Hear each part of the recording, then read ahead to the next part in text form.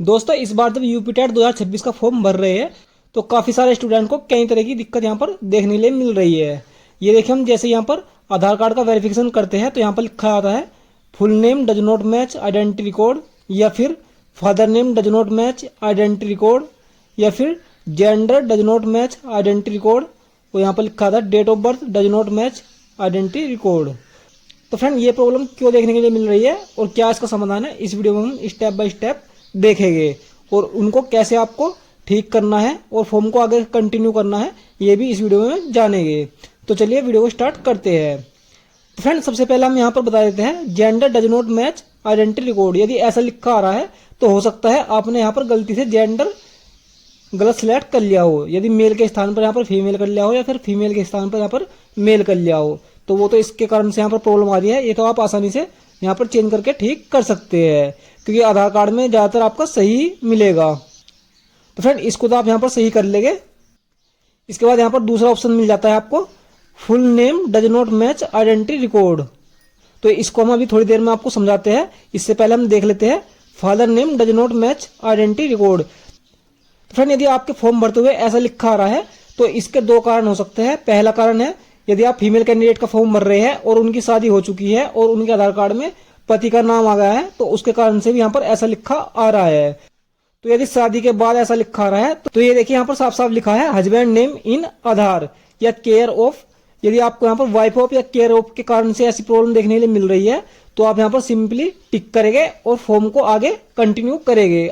आपको यहाँ पर कोई भी टेंशन लेने की जरूरत नहीं है। लेकिन यदि आपको फादर नेम वाली समस्या किसी और कारण से आ रही है, फादर के नेम में प्रॉब्लम की वजह से आ रही है, तो फ्रेंड उसके लिए हम आपको अभी एक नोटिफिकेशन दिखाएंगे, उसमें आपको सब कुछ क्लियर हो जाएगा। अब देखिए फ्रेंड, यदि आपको यहाँ पर लिखा आ रहा है full name does not match identity record तो आप यहाँ पर ऊपर में देख सकते हैं, यहाँ पर देखिए full name as per 10th। तो आपको यहाँ पर 10th के हिसाब से ही सारी डिटेल भरनी है। फ्रेंड, क्या होता है कई बार जो फीमेल कैंडिडेट होते हैं तो उनकी 10वीं की मार्कशीट पर केएम लगा होता है, वो ज़्यादातर सभी की मार्कशीट पर लगा होता है। यदि आपको उसकी वजह से प्रॉब्लम आ रही है और आपकी ग्रेजुएशन की मार्कशीट में केएम नहीं लगा है तो फ्रेंड आपको क्या करना है, यहाँ पर केएम हटा देना है क्योंकि आपके आधार कार्ड में भी केएम नहीं है और आपकी ग्रेजुएशन की मार्कशीट में भी केएम नहीं है। तो इसको आप यहाँ पर कंपल्सरी मान सकते हैं।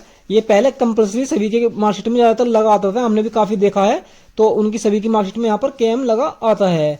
लेकिन यदि आपकी ग्रेजुएशन की मार्कशीट में भी केएम लगा है और आपने जो बीटीसी या फिर बीएड की है उसमें भी केएम लगा है तो फ्रेंड फिर आपको यहाँ पर आधार कार्ड में ही केएम लगवाना चाहिए, तभी आपको यहाँ पर सही माना जाएगा। देखिए जो 2020 का नोटिस था इसके रिगार्डिंग यहाँ पर लिखा है अंक पत्र एवं प्रमाण पत्र में अभ्यर्थी के माता एवं पिता के नाम गलत होने पर चयन निरस्त माना जाएगा, किंतु ऐसे चयनित अभ्यर्थी जिनके द्वारा अपने अथवा माता पिता के नाम की मात्र वर्तनी मूल शैक्षिक अभिलेखों से भिन्न अंकित की गई है, यानी कि स्पेलिंग मिस्टेक अंकित की गई है, उनको नियुक्ति पत्र इस शर्त के साथ दे दिया जाएगा कि वह अपने अभिलेखों में 6 माह की समय सीमा के भीतर संशोधन कराकर जिला बेसिक शिक्षा अधिकारी कार्यालय में अभिलेख जमा करेंगे।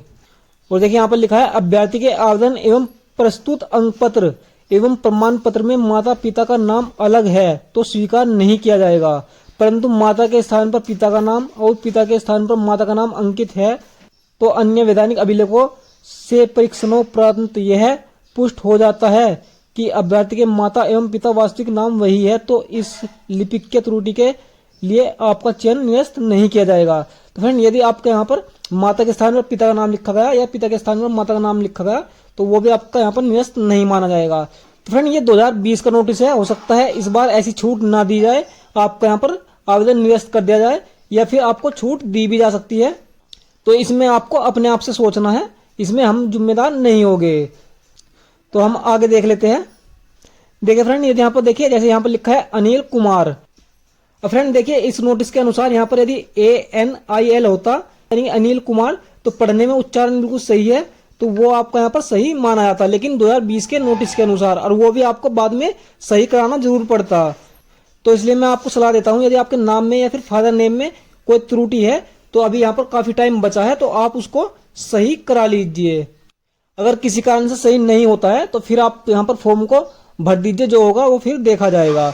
लेकिन आप यहाँ पर सही कराने की ही कोशिश कीजिए, क्योंकि हो सकता है इस बार छूट ना दी जाए और आपका आवेदन रिजेक्ट कर दिया जाए। इसके बाद यहाँ पर डेट ऑफ बर्थ की यहाँ पर प्रॉब्लम है, तो डेट ऑफ बर्थ में आपको कोई भी छूट मिलने वाली नहीं है। तो डेट ऑफ बर्थ को आपको सही करानी होगी, तभी आप यहाँ पर फॉर्म को भरे। तो फ्रेंड, आपका नाम का भी डाउट क्लियर हो गया और फादर नेम का भी डाउट क्लियर हो गया।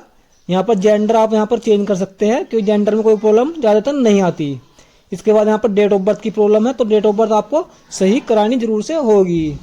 तो फ्रेंड, एक बार और सुन लीजिए, यदि आपको फादर नेम की प्रॉब्लम फीमेल कैंडिडेट के केस में शादी होने के बाद से आ रही है, यानी उनके पति का नाम आधार कार्ड में दर्ज हो गया है, तो फिर आपको यहाँ पर कोई भी टेंशन लेने की जरूरत नहीं है। आपको सिंपली यहाँ पर क्लिक करना है और रिवैलिडेट डिटेल पे क्लिक कर देना है और आपका फॉर्म आगे बढ़ जाएगा।